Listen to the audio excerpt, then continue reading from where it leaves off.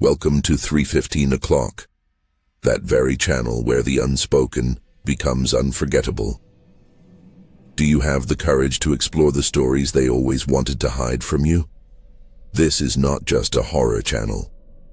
This is a place where silence is shattered by secrets, and every story carries a weight of fear it was never meant to bear. The first story. The status trap Jackson Ryan lived by one simple principle: fake it till you make it. A young analyst from a modest family in Iowa, he had fought his way into an elite San Francisco hedge fund and was determined to prove he belonged in this world of glass and steel. His social media was a carefully directed performance, perfect shots from parties and luxurious penthouses, selfies in sports cars, always rented, photos from restaurants where the bill exceeded his weekly salary. But behind this glossy facade was a different reality: a drowning in debt credit card, a rented studio in a less than prestigious neighborhood, and a constant, gnawing feeling of inadequacy. His Cinderella story arrived in the form of a thick, cream-colored envelope delivered by a personal courier, by invitation only, date embossed in silver foil. Inside, on a black velvet lining, lay it, the Aureus Prime card. It wasn't plastic. It was a solid piece of alloy the color of old gold, warm to the touch like living skin. Its surface was covered in a hypnotic engraving reminiscent of either microchips or occult symbols. The credit limit was stated with a mysterious phrase: limited only by your ambition. This wasn't a banking product. It was a social passport, a symbol of belonging to the chosen caste. From that moment, Jackson's life turned into an endless carnival. He replaced his wardrobe with suits from Savile Row, acquired an Audemars Piguet watch. His evenings were spent in Michelin-starred temples of cuisine, where he left sums that could have supported his parents for months. The card became his talisman, his fetish. Its weight, pleasant, solid, tangible, soothed him. It was the weight of status, the weight of significance. He wasn't just Jackson. He was the owner. The first crack in his beautiful illusion appeared when he was paying for another expensive suit. The clerk handed him the card, and Jackson's hand jerked down awkwardly, almost dropping it. Too much time at the computer. He muttered with a strained smile, feeling goosebumps run down his spine. That night, back home, he placed the card on his kitchen coffee scale. The needle stopped at 510 grams. Unbelievable. He moved it to electronic scales, 512 grams. Mild panic gave way to an attempt at rationalization. An exclusive alloy. He tried to convince himself, staring at his reflection in the dark window. They probably added platinum for weight. It's a premium product after all, but premium began to turn into torture. Every major purchase, a huge television, a fur coat for a girl he'd been dating for 2 weeks, made the card heavier. Within 3 weeks it weighed a full kilogram. Carrying it in his jacket pocket became impossible. It pulled the fabric down, giving his silhouette a ridiculous lopsided look. He moved it to his briefcase, but that too became an unwieldy anchor. His world began to shrink. He declined spontaneous meetings with friends because the thought of having to carry a 2-kilogram piece of metal with him induced panic. He switched to remote work, as commuting to the office with this load on the subway or in a taxi was humiliating and agonizing. His once bright Instagram went dark. The outside world became hostile territory, full of temptations, each of which could add weight to his burden. After 2 months, the card weighed 8 kilograms. He kept it in a safe. One morning, opening the heavy door, he couldn't budge it from the shelf. It seemed fused to the metal. Gathering all his strength, sweat beading on his forehead, he ripped it free with a dull, wet sound, as if tearing a bandage off a wound. That was the first time he felt not just fear, but a primal, animal terror. He called the bank. A manager with a bright, indifferent voice congratulated him on activating the premium options and politely reminded him of the $75,000 bill due by the end of the month. He tried to get rid of the curse. He drove the card to a deserted pier and threw it into the icy waters of the bay. It didn't sink. It slowly, like a bathyscaphe, descended a few meters and settled on the bottom, glowing dimly with a sinister light in the darkness. The next morning he found it on his doorstep. Wet, cold, and half a kilo heavier. It knew where he lived. It always came back. Despair turned into mania. He sold everything he could. The watch, the designer clothes, his whiskey collection. He threw all the money into the insatiable maw of the Aureus Prime. But it was like trying to drain an ocean with an eyedropper. The principal debt barely budged, while the interest grew at a monstrous, inhuman rate. At night, he began to imagine he could hear a faint metallic grinding sound coming from the safe, the sound of the growing debt. The climax came on a rainy Saturday. The card, now weighing nearly 40 kilograms, lay on the massive oak table in his living room. He sat opposite it, staring with inflamed eyes, trying to figure out how to earn the next payment. A deafening, dry crack sounded. The table legs, as thick as his arm, splintered and folded like matchsticks. The tabletop crashed to the floor with a roar, but the car didn't stop. With a low, threatening hum, like an insatiable black dwarf star, it continued its downward movement. The floorboards buckled and split. Concrete dust showered down. With a deafening screech, it broke through the concrete screed and finally, the foundation slab. A cloud of dust enveloped the room. When it cleared, Jackson saw a gaping hole about a meter wide, leading down into the damp, dark void of the basement. At the bottom, like a heart of darkness, lay his card. He was chained, not metaphorically, but physically. He couldn't sell the house. What fool would buy real estate with a hole in the floor leading to an anomalously heavy artifact? He couldn't leave because the card was tied to his identity, his credit history, his very essence. Running from it was like running from his own shadow. It had grown into the foundation of his being. Now his existence was reduced to a single goal: work to pay. He had become a slave, chained to his golden collar. He took the most menial and low-paying online gigs, traded on the stock market for 22 hours a day, sold a kidney. The operation took place at home by a dubious doctor. His world had shrunk to the size of his loft. He lived in constant, paralyzing fear that one day, in a moment of sleep or brief rest, the card would become so heavy it would fall deeper, dragging the entire house down into the abyss with it, or simply crash through the remnants of the floor and crush him to death. He began to resemble a ghost, emaciated, pale, with trembling hands and eyes burning with a feverish gleam. His once impeccable loft had turned into a dusty, abandoned den, at the center of which gaped the hole, the physical embodiment of his vanity and folly. Sometimes, in complete silence, he fancied he heard a faint metallic ring coming from the depths, the sound of a coin falling onto his eternal debt. Or perhaps it was the subdued, cynical laughter of those who had released this card into the world. Laughter at him. Jackson Ryan no longer dreamed of fame and wealth. His only dream, his obsession, was one thing: to stop the growth. He prayed that the next payment would be the last, but deep down he knew the terrifying truth. It would never end. He would work until the very end, until his body turned to dust and his soul became light enough to finally match the weight of what he truly deserved. Nothing. His status trap had become his eternal prison, and the weight of the card, the weight of his own, piece by piece, sold off soul. The second story.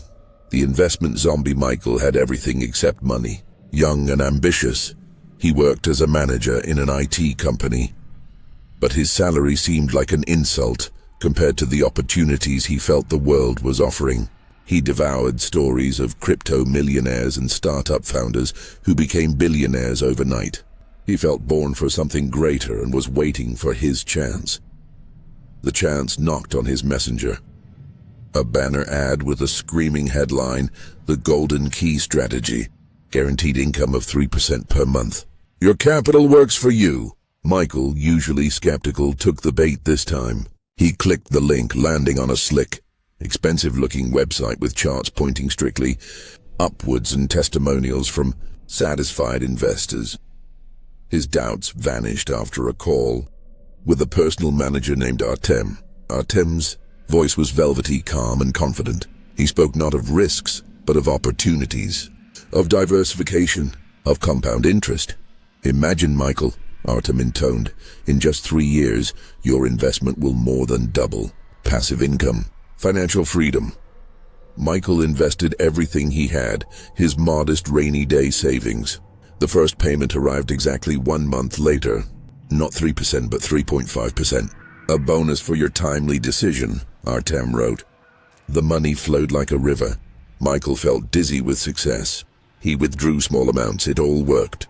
He saw his dream of his own business, of freedom from the office, becoming real. It was then that Artem suggested he become part of the family. "Our best investors attract partners," he explained. "You get a percentage of their investments. It accelerates your growth exponentially."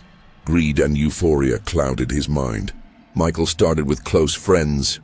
He spoke with fervor, showed screenshots of his earnings, used the same phrases as Artem: diversification, financial independence, unique opportunity. He convinced his childhood best friend Anton and his sister and her husband, who gave him money saved for a renovation, to invest. He felt like a prophet, bringing them deliverance from financial slavery. But the more people he brought in, the stranger his own condition became. He caught himself repeating long, memorized tirades about the strategy, even in casual conversation.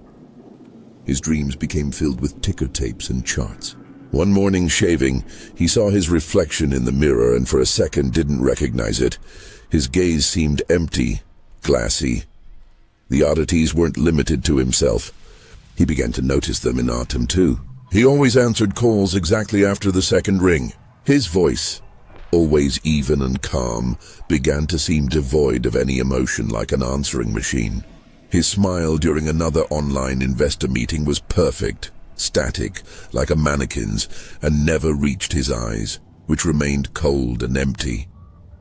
He used the same cliched phrases as if his speech was programmed. A dull, nagging anxiety began to gnaw at Michael from within. He decided to withdraw a large sum, half of his deposit. He wanted to buy a car, to prove to himself and others that it wasn't a dream. The withdraw funds button on the website didn't work this time. An error popped up. Technical issues. Please try again later. Michael called Artem. He answered in his usual even tone. "The system is undergoing maintenance. All funds are safe. This is a standard procedure before launching a new investment package." But later never came. The next day, the site went down completely, displaying a 404 error. Artem's phone was off. Panic, cold and nauseating, gripped Michael. He remembered the office address where he had once sent a courier with documents. He got in his car and drove there, unable to believe that his dream and his loved one's money could just vanish. The office was in a prestigious business center. Expensive finishes mirrored walls, but the floor was empty and quiet. The door to the Golden Key Strategy office was ajar. Michael pushed it open. The vast space was completely empty. No furniture, no computers, no carpets. Scraps of packing plastic and dust littered the floor. In the center of this void, with his back to the entrance, sat a man on a single chair. He sat in total darkness, only the faint light from the street outlining his silhouette. "Artem," Michael called out, his voice trembling. The figure didn't move. A monotone, lifeless voice emanated from it. He was speaking into the black screen of a switched-off phone held in his hand. Profit, diversification, growth, compound interest, financial freedom, guaranteed income. It was Artem's voice, but stripped of all humanity, as if reproduced by a malfunctioning speech synthesizer. "Artem, where is our money?" Michael shouted, moving closer. "What's happening?" The man turned his head slowly, with a mechanical creak. It was Artem, but his face was a mask of detachment. His eyes were glazed over, wide open, with no spark of awareness. He was looking right through Michael. "All funds have been reinvested," he uttered in the same monotone. "There is no way out. Become part of the system. Continue the growth." "What growth? Give me back my money. Give back my sister's money." Michael grabbed him by the shoulders and shook him. Artem's body was limp, listless. He didn't resist, didn't respond. He just kept staring into nothingness and repeating, "Reinvested. No way out. Unique opportunity." Suddenly, with a loud click of an automatic lock, the heavy office door slammed shut. Michael rushed to it, but the lever didn't budge. He was trapped. He beat his fists against the door, screamed, but the only response was the monotonous rambling of his former manager. Michael spent what felt like an eternity in that void, until a cleaner heard his moans the next morning and called security. The door was forced open. Artem was gone from the chair. He had vanished, like a ghost. The police shrugged. Fraud. A financial pyramid scheme. Find whoever you can. Michael was left with nothing. He had lost all his money, but worse, he had lost the trust of his closest people. Anton stopped talking to him. His sister and her husband were on the verge of divorce. His world had collapsed. A week passed. Michael sat in his apartment in complete darkness, unable to do anything. His phone, which he had been ignoring, suddenly rang. It was the number of an old university friend he hadn't spoken to in years. Michael answered mechanically, and then, from his own throat, poured an even, calm, utterly emotionless speech. He wasn't even thinking these words. "Hey, buddy. I have a unique opportunity for you. A high-yield investment strategy, guaranteed income of 3% per month. Your money will work for you. Portfolio diversification. Financial freedom." He spoke and couldn't stop. He listened to himself in horror, feeling his face involuntarily stretch into that same static, sinister smile that didn't reach his eyes. And in his head, like an echo, sounded someone's cold, mechanical whisper. "Reinvested. No way out. Become part of the system.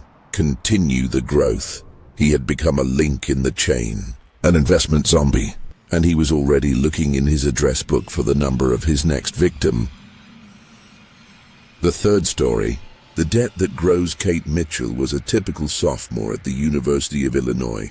Her life revolved around three axes: lectures she attended sporadically, cheap cafeteria coffee that smelled of burnt beans and desperation, and campus parties where she could forget about piles of textbooks and a foggy future for a few hours. The money her parents sent with the admonition to spend wisely was never enough.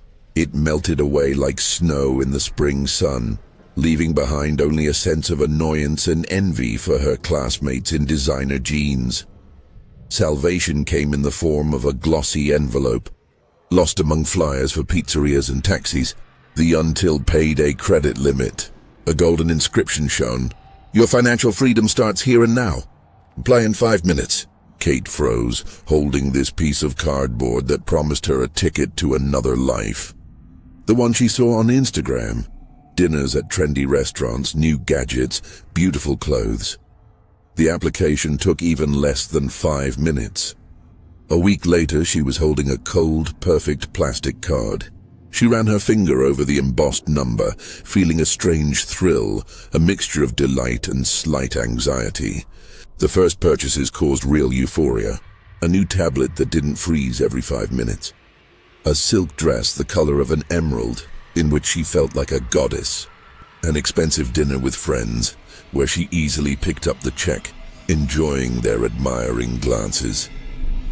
She was careful. She paid more than the minimum. For the first 2 months, then finals hit. Time compressed into endless nights of studying and liters of coffee. There was no energy or time left for a part-time job, but she still wanted to live the same way. One fine day, she opened the bank app and saw with relief the familiar lulling figure, the minimum payment. She transferred the money, silencing the inner voice whispering about the growing total debt. "Once I finish my exams, I'll find a summer job and pay it all off," she told herself, and the words brought her peace. Summer brought not freedom, but an exhausting job as a barista for minimum wage. The money went to rent and food, while the debt on the card quietly swelled, accruing interest. Kate developed a ritual. She would open the app, immediately tap on the My Payment section, see the tolerable amount, pay it, and quickly close the tab without looking at the frightening figure in the total debt column. It was her way of surviving, a kind of financial hygiene. The first sign of impending doom was the smell. At first barely perceptible, like the scent of an old book from the library. Then it grew thicker, sweeter, with distinct notes of dust and something rancid, like a forgotten banknote in a pocket that had been caught in the rain. Kate went through all her things, washed the floors with bleach, but the smell remained, ingrained in the walls, the bed linen, her hair. The smell was followed by sound, or rather the lack of it. At night, an unnatural tomb-like silence would descend in her room, broken only by a quiet, wet rustling. It came from under the bed or from the corner where the trash can stood. Kate would wake up in a cold sweat, freezing and listening. The rustling would stop as soon as she moved. One night she woke up with the feeling of being watched. The room was plunged into darkness, but in the corner by the desk, a dull, yellowish light pulsed. She slowly turned her head and saw it. A thin, transparent thread was crawling out of her wallet, which lay on the table. It looked sticky and moved with a vile, living purposefulness, writhing like a worm. The thread stretched across the room straight to her bed, to her hand lying on the blanket. It pulsed in time with her own rapid heartbeat, and that same sweetish, rotten smell emanated from it. Paralysis from fear gripped her for several minutes.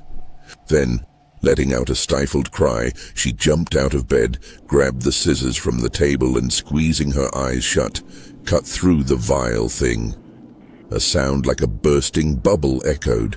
The ends of the thread twitched and hung limply, emitting a faint wisp of smoke. The smell became sharp, unbearable.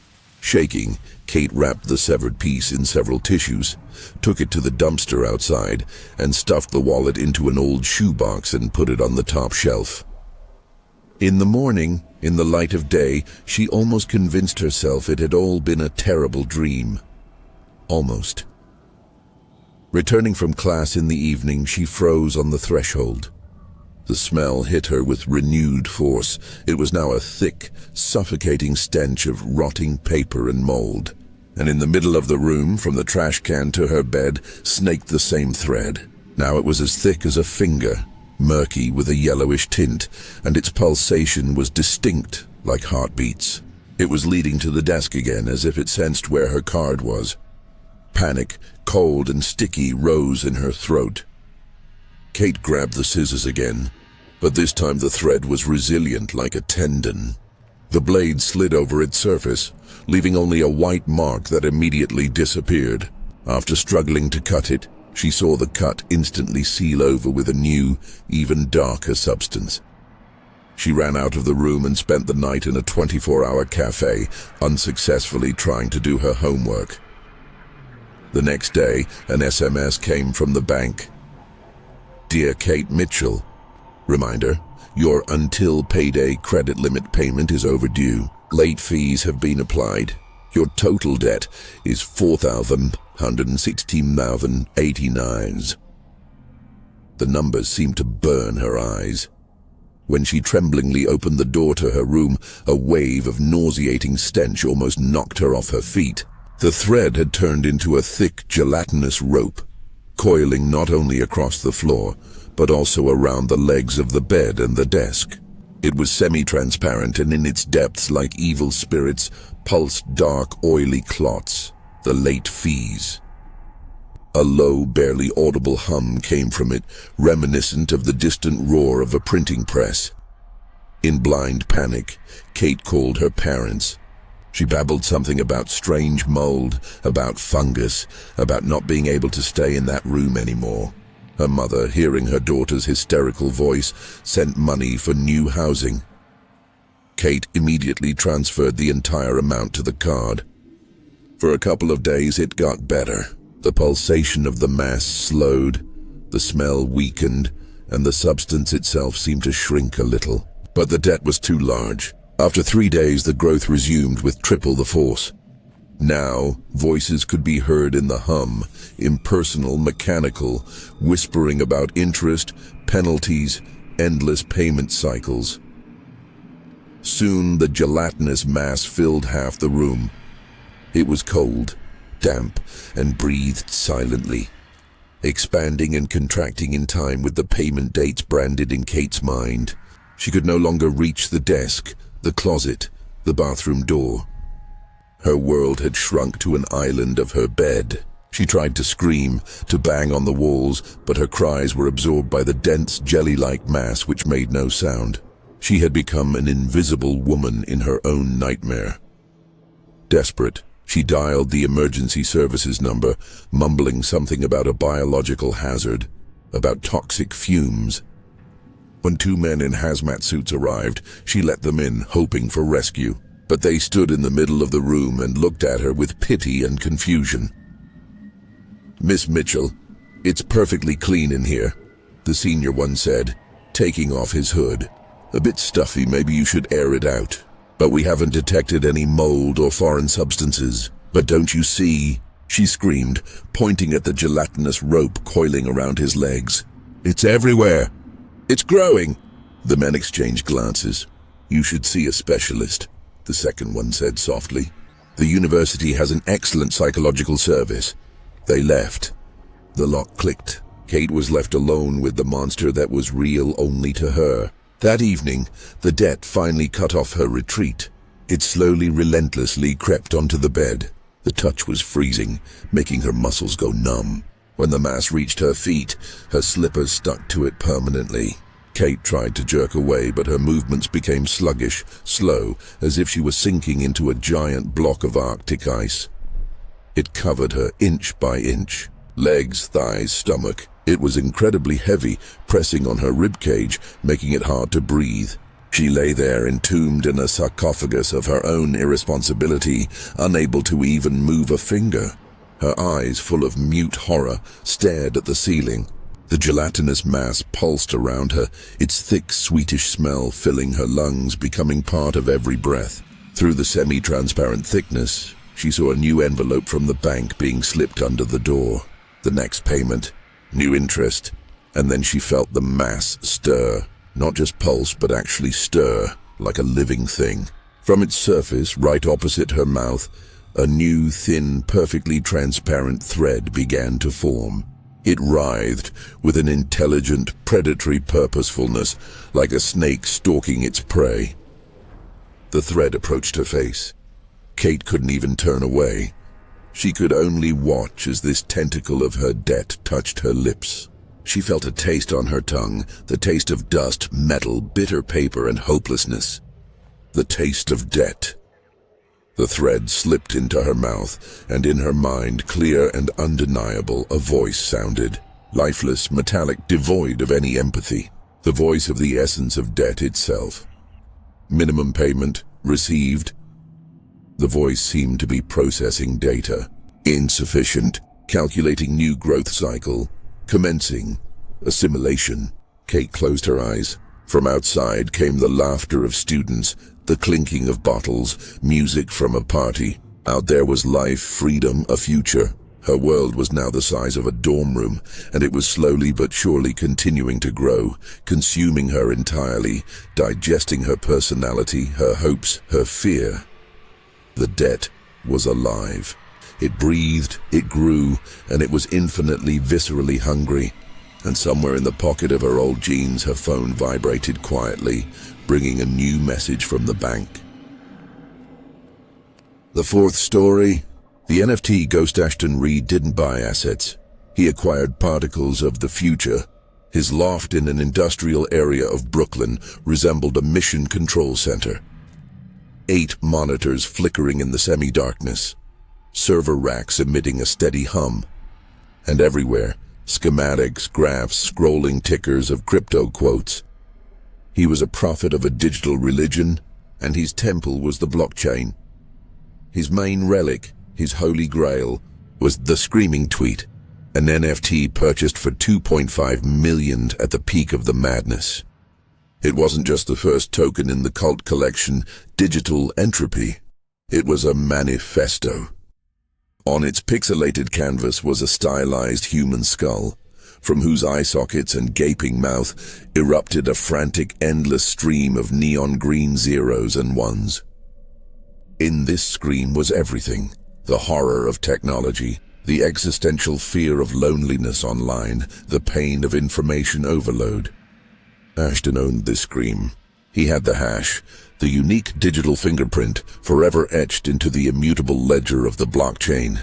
He was the owner, the creator who had bought the soul of a digital demon. The first few months were a time of narcissistic triumph. He displayed the screaming tweet on a giant curved monitor, bought specifically for this purpose. The image was his eternal interlocutor. He could sit for hours in his chair, sipping whiskey and gazing at it, feeling his chosen status. He talked to it. "You and I are one," he would whisper. "They all envy us. They see only copies, but I own the source. I own your soul." That's when the oddities began. At first, they were barely perceptible. He began to feel that after staring for a long time at the rushing code, it would, for a split second, form into meaningful words. Help. Get out. Alone. He blamed it on exhaustion. Then the sound changed. The steady hum of the servers began to be interrupted by a faint, high-frequency squeal, like a digital moan. Ashton checked the equipment. Everything was in perfect condition. One night, as he gazed at his masterpiece in a semi-delirious state of sleep deprivation, all the monitors went dark at once. A tomb-like silence fell over the loft, broken only by the frantic beating of his own heart. And then, in the absolute blackness of the central screen, an image began to appear. His screaming tweet. But it was its ghost. The colors were desaturated, faded, like a photograph left in the sun. The bright green code was now a sickly swamp-like hue. The contours of the skull were blurred, as if shrouded in mist. The most terrifying part was the eyes. The sockets from which the data stream poured now seemed empty, bottomless, and something stirred in their depths. Ashton recoiled in horror, and the monitors immediately sprang back to life, the image once again sharp and bright. He decided he was hallucinating and for the first time in a long while took a sleeping pill. The next morning brought the first blow. Scrolling through his Twitter feed, he came across a post from a popular troll blogger.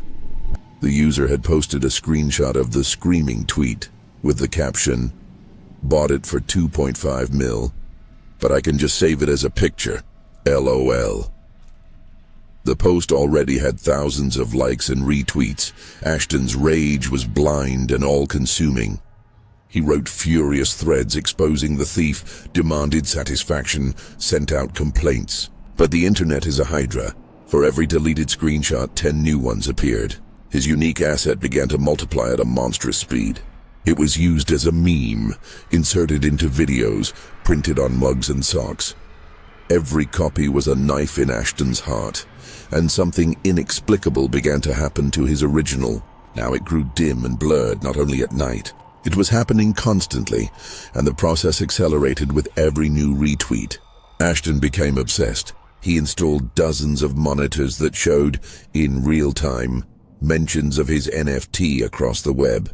He watched as his brainchild, his soul, multiplied like a virus, and with each new appearance, his personal, original copy lost its power, its uniqueness, its life.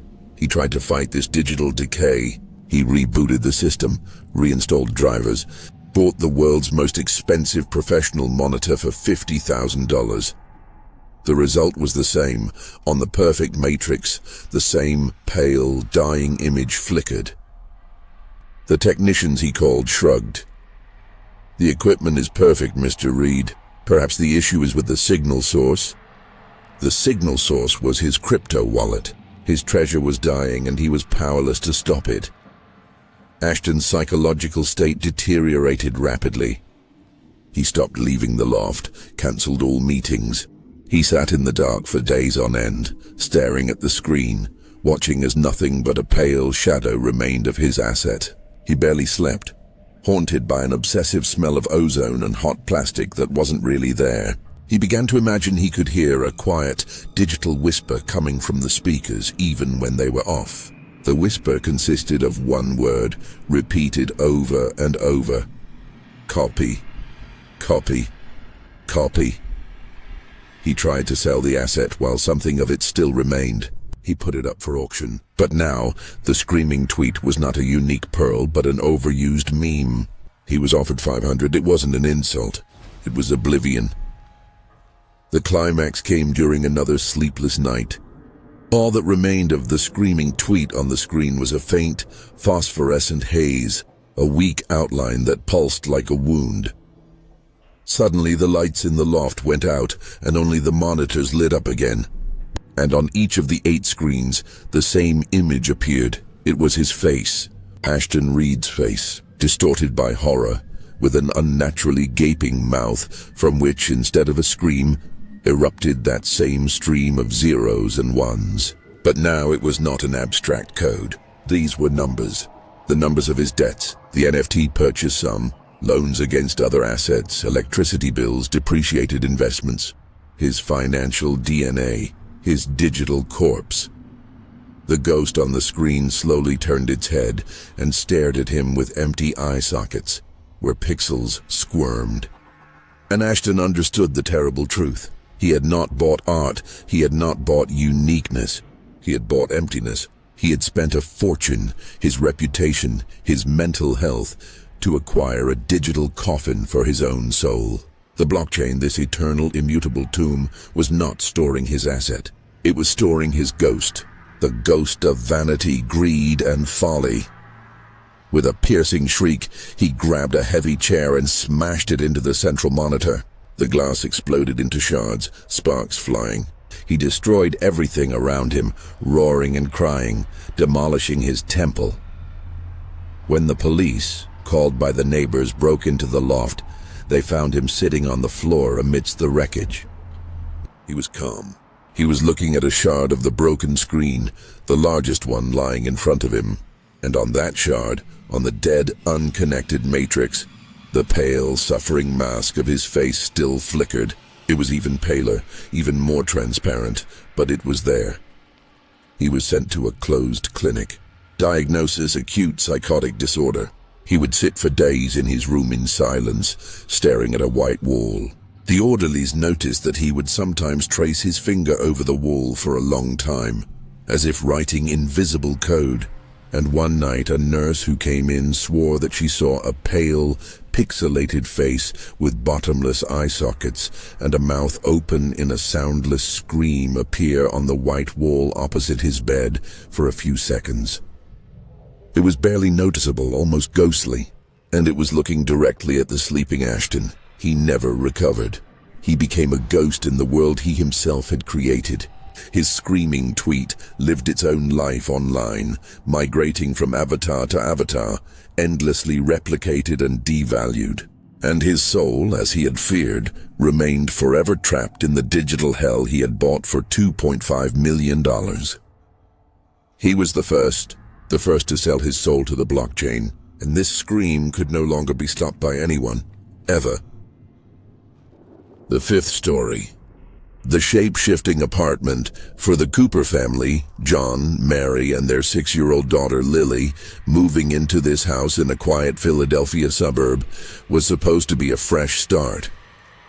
After a series of financial setbacks and living in a cramped apartment in a noisy neighborhood, they had found their salvation. The ad read, "For rent, spacious Victorian townhouse. Great neighborhood. Price below market value." It sounded too good to be true. Meeting the owner, Mr. Aldrich, only strengthened their confidence. An elderly gentleman with impeccable manners and sad eyes showed them the house. It was beautiful. High ceilings with moldings, hardwood floors, a fireplace in the living room, and a large kitchen with a bay window overlooking a manicured garden. It smelled of old wood and lavender. Lily immediately ran upstairs, shouting that she had chosen the room with the arched window. "This place has character," Mr. Aldrich said, his voice quiet and thoughtful. "It requires a certain respect for the past." They were so charmed by the house and so desperately in need of a break that they only skimmed the lease agreement.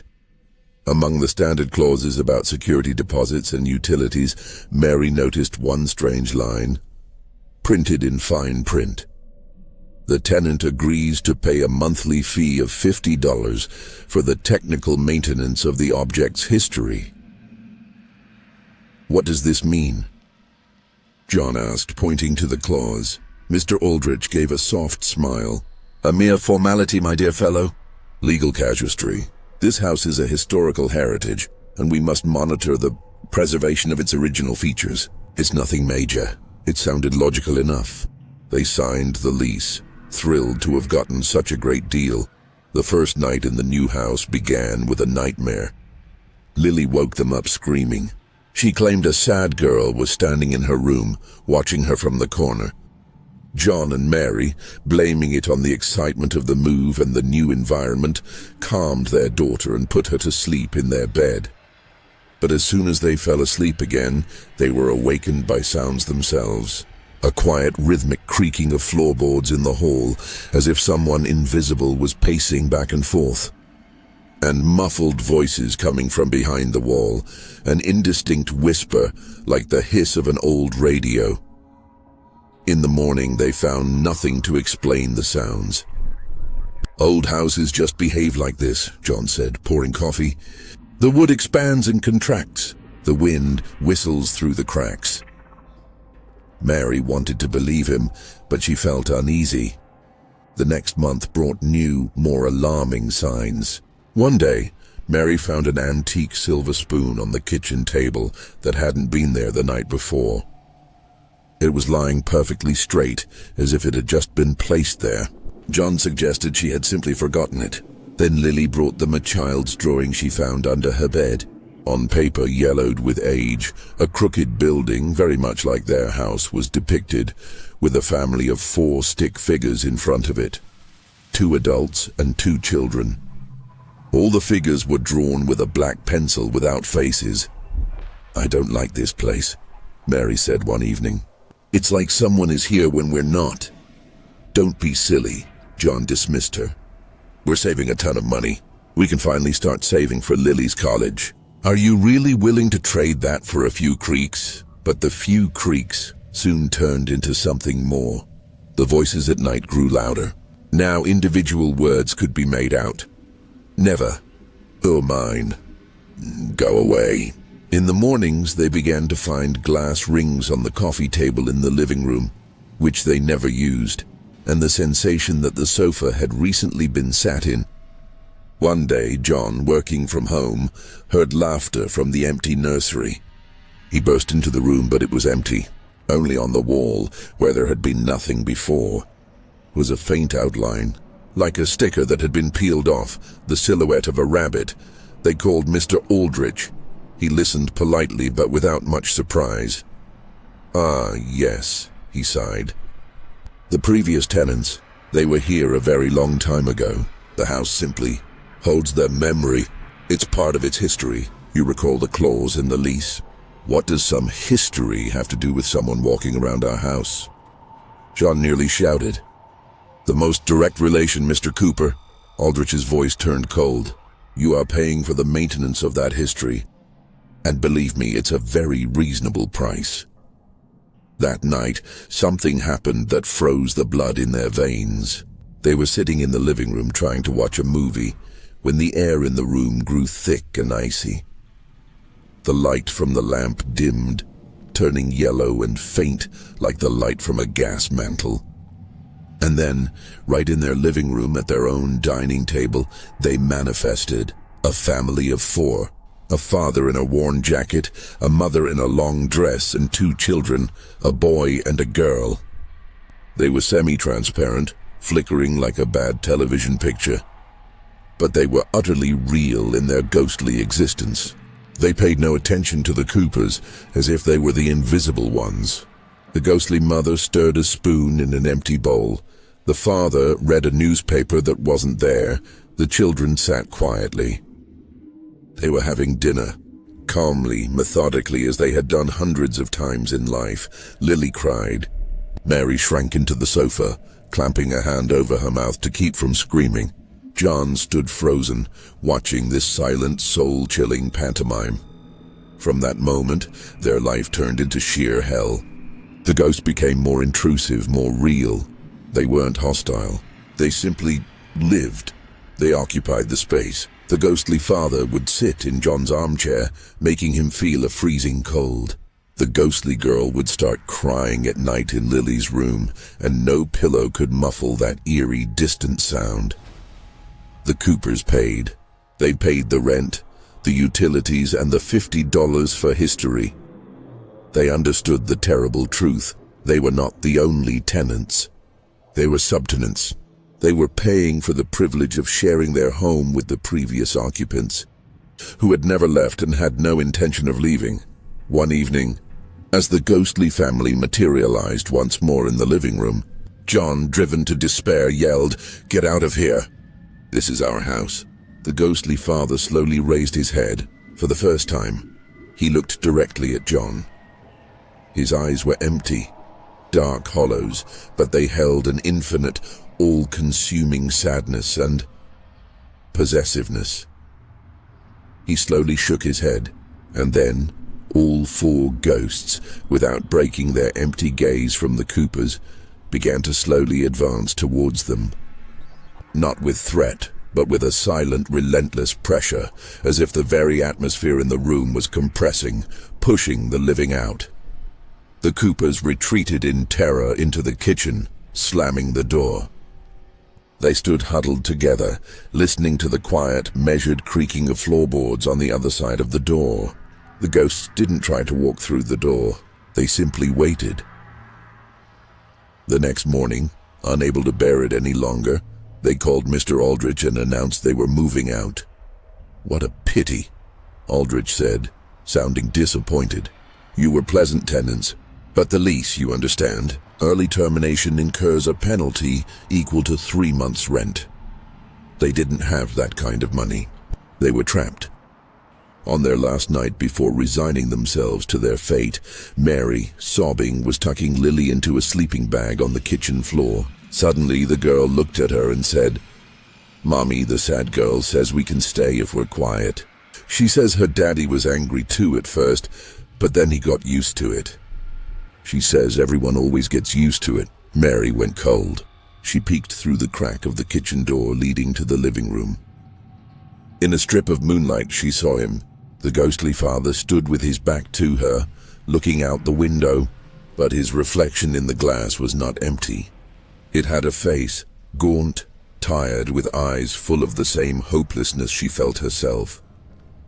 And in that reflection he was looking directly at her as if to say, "Welcome. This is your home now too, forever." The next morning, Mary didn't call anyone. She silently paid the bills, including the fee for history. John stopped talking about moving. They learned to live on the ghost's schedule, to yield their seats to them, not to look their way. Their own lives became quiet, faded, almost ghostly. They still live in that townhouse. Sometimes guests come over and say, "What a cozy home you have, and so spacious. How did you manage to rent it for such a price?" The Coopers just exchanged tired, knowing glances and shrug. They aren't just paying for square footage. They are paying to share it with those who were here before them. And they know that someday, new tenants, just as desperate and trusting as they once were, will take their place. And the Coopers will become part of the object's history.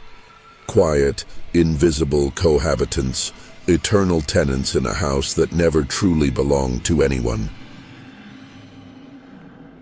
The sixth story. The Whispering Interest. The idyll lasted exactly 5 years, 11 months, and 29 days. Their house in the suburbs of Columbus, Ohio, was more than just a building. It was the embodiment of their American dream. Evan and Sophia Morris had bought it right after their wedding. A 2-story cottage with blue shutters, a porch draped in honeysuckle, and a large backyard where their Labrador Buddy would chase a ball to the point of exhaustion. And then Lila came along, their little princess. Her first word, spoken in the kitchen, was home. It smelled of freshly cut grass, cookies, and happiness. The key to it all was the mortgage. An incredible stroke of luck. Evan would beam, walking into the house with the approved documents. A fixed rate, 1.5%. That's pocket change, Soph. Cheaper than rent. Sophia, always more pragmatic, felt a twinge of caution. And what happens after 5 years? She asked, her eyes scanning the dense pages of the contract. Adjustable rate, but don't worry. The broker waved her off, his smile seeming a bit too plastic. The market is stable. It might go up to 3-4% at most. It's nothing, they signed. The folder with the documents was placed in the top drawer of the old writing desk in the study, like a sealed package of troubles they decided not to think about. 5 years flew by like one happy moment. They settled into the house, raised Lila, their lives filled with laughter and plans for the future. The monthly payment was so negligible they almost forgot it existed. They saved for Lila's college, dreamed of travels. The house was their fortress. A month before the end of the grace period, a letter arrived from the bank. Polite, printed on glossy paper, a notification of the upcoming interest rate adjustment. Evan read it over dinner, his brow furrowed. Something about indices. LIBOR, plus a margin. We'll have to sit down sometime and do the math. How high could it go? Sophia asked, feeling a slight prick of anxiety. Well, they say the market is a bit jittery, but it definitely won't hit 10, that's for sure, he said, more to reassure himself, kissing the top of her head. They postponed the calculations, sometime over the weekend. But the closer the ex-date came, the tighter the spring of worry coiled inside Sophia. She caught herself looking at the calendar too often. She started to feel like the numbers in their bank statements were somehow unstable, flickering. At night, she was plagued by light, restless dreams where she got lost in a maze of numbers. The night before the rate was set to change, Sophia went to bed with a heavy heart. Evan, tired from work, fell asleep instantly. She tossed and turned, listening to the night sounds of the house.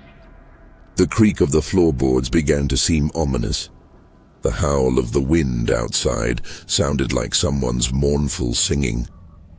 Her descent into sleep was unnervingly abrupt, like falling into an icy well. 1 second she was lying with her eyes open, staring at the ceiling. The next, her consciousness plunged into absolute thick darkness. And through this darkness a sound began to seep, a quiet, rustling, multi-voiced whisper. It was like static on an empty radio frequency, into which someone was weaving separate, indistinct words. It was coming from downstairs. Sophia tried to move, to scream, to wake Evan, but her body was paralyzed by a heavy, leaden sleep. She was locked inside her own consciousness, a passive observer of the beginning nightmare. Herself detached from her sleeping body and floated down the dark hallway toward the stairs. The whisper guided her. It grew louder with every step of her incorporeal spirit. It led her to the study, straight to that very writing desk. The door of the top drawer was slightly ajar, and a phosphorescent, sickly green light seeped through the crack. It pulsed like a rotting heart. The whisper was clearer now. She could make out separate phrases merging into a dreadful chorus. Time. Your turn has come. Calculate. Calculate with us. Her hand, weightless and transparent, reached for the drawer and pulled it open. The mortgage document folder lay inside, and it was the source of the light and sound. The paper on which the contract was printed seemed damp, alive like skin. And then she saw it, the numbers. The figure 1.5% in the interest rate column wasn't just ink. It was made of something black, viscous and squirming, and it began to change. It didn't erase and get replaced. It crawled apart like a cockroach, multiplying, turning into 2%. Then 3%. The process was slow, agonizing like a death throe. The numbers writhed, changing shape, leaving behind a trail of black, oily slime. They crawled up the page like parasites on a body. The whisper intensified, turning into an insistent, brain-penetrating hum. Recalculate. Recalculate our payment. See what will happen. Look. Sophia tried to look away, but couldn't. Her consciousness was chained to this financial apocalypse on paper. 5%, 7%, 9%. With each new digit, the whisper gained new voices. Now she heard not just abstract entities, but voices full of personal hatred. A creaky old woman's voice hissed, "No one escapes. Everyone pays." A child's weeping little voice whispered, "Mommy, why don't we have any toys?" A cold, emotionless male baritone droned, "Penalty, forfeit, foreclosure." She watched as their well-being, their future, Lila's future, all of it dissolved with every rising percentage. She was seized by panic, the chilling horror of absolute financial abyss. They would lose everything. The house, the car, the savings, the dreams. No. She screamed soundlessly inside her dream, but the nightmare was only gaining strength. 15%, 18%, 20%. The whisper turned into a roar, a screech of triumphant demons. The light from the document now blazed scarlet, like white-hot metal. The paper began to char at the edges. Recalculate. See what you've done. You bought this house. You signed. It's your fault. When the number finally crawled to 25% and froze, pulsating with a blood-black light, there was a deafening smack. The folder slammed shut by itself. The roar ceased, replaced by an ominous, oppressive silence. And in this silence, from every corner of the study, from behind the baseboards, from the ventilation, a new sound emerged. A quiet, measured, mechanical sound. The clacking of a typewriter. Someone or something was typing up new bills. Their debt. Their sentence. Sophia woke up with a scream. She was sitting up in bed, drenched in cold sweat, her heart pounding, ready to jump out of her chest. Evan was snoring peacefully beside her. It was getting light outside. The house was quiet. Too quiet. A dream, she whispered, trying to stop the trembling in her hands. It was just a dream. She forced herself to go downstairs. Her gaze was drawn irresistibly to the writing desk. The drawer was closed. She took a deep breath and yanked it open sharply. The folder was in its place. Ordinary, boring paper. She opened it with relief. Everything was as it should be. The rate was still 1.5%. No moving numbers, no whisper. She laughed, nervously, almost hysterically. Just nerves. I need to get some sleep. Evan, seeing her pale face at breakfast, grew worried. "Soph, are you okay? You look like you've seen a—" "I'm fine," she interrupted too quickly and too cheerfully. "Just didn't sleep well." She tried to convince herself the nightmare was over. But something had clicked. The line between dream and reality had blurred. Now, in the silence of the house, she began to catch hints of sounds. A faint rustle when she walked past the fireplace. A barely audible whisper from the phone speaker when she called the bank to clarify the terms. She thought the numbers on their online banking screen twitched for a split second before settling into their correct values. The psychological pressure mounted with every hour. She caught herself constantly recalculating their budget over and over again, covering sheets of paper with a web of scribbled lines until they were full. She checked the mailbox 10 times a day, afraid to see that ominous notification. "Sophia, you're driving yourself crazy," Evan told her one evening, looking at her calculation-scarred papers. "Everything will be fine. We'll manage. Even if the rate is 5%, we can handle it." She nodded but didn't believe him. She knew it wouldn't be 5%. She had seen 25% night fell. Sophia was afraid to sleep. She sat in the living room under the lamplight, trying to read a book, but the words blurred before her eyes. And then she heard it again, first very quietly, almost at the edge of hearing. The whisper, the same multi-voiced hissing, coming. "Get ready," and she jumped up. "Evan!" He rushed downstairs. "What is it? Another dream?" Don't you hear that? She whispered, her eyes wide. He listened. There's nothing, honey. Absolute silence. But for Sophia there was no silence. The whisper grew, emanating now from everywhere, the walls, the ceiling, the furniture itself. She covered her ears with her hands, but the voices sounded right inside her head. Debt. Eternal. Pay. Or else, shut up, she screamed. Evan tried to hug her, but she pushed him away, ran to the kitchen, to the cutlery drawer.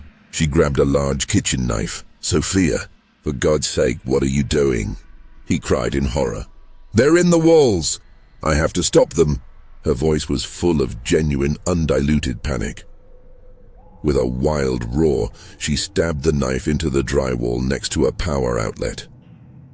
There was a dry crunch. Evan rushed at her, grabbing her from behind, trying to wrestle the knife away. Calm down. It's just a house. They're not living things. At that moment, from the punctured hole in the wall, along with clouds of white dust, erupted that same soul-chilling, creaky whisper, now audible not just to her. Ours. The house is ours. Evan recoiled, letting her go. His face went white. He heard it. Now he heard it himself, and then the room swam.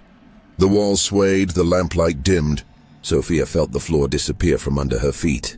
Everything around her began to lose form, disintegrating into particles of darkness. She opened her eyes with a gasp. She was lying in her bed. Evan was asleep beside her. In the nursery, Lila was breathing peacefully in her sleep. The house was filled with the familiar, calm night silence, broken only by the chirping of crickets outside. Her heart was racing wildly. Was this the dream?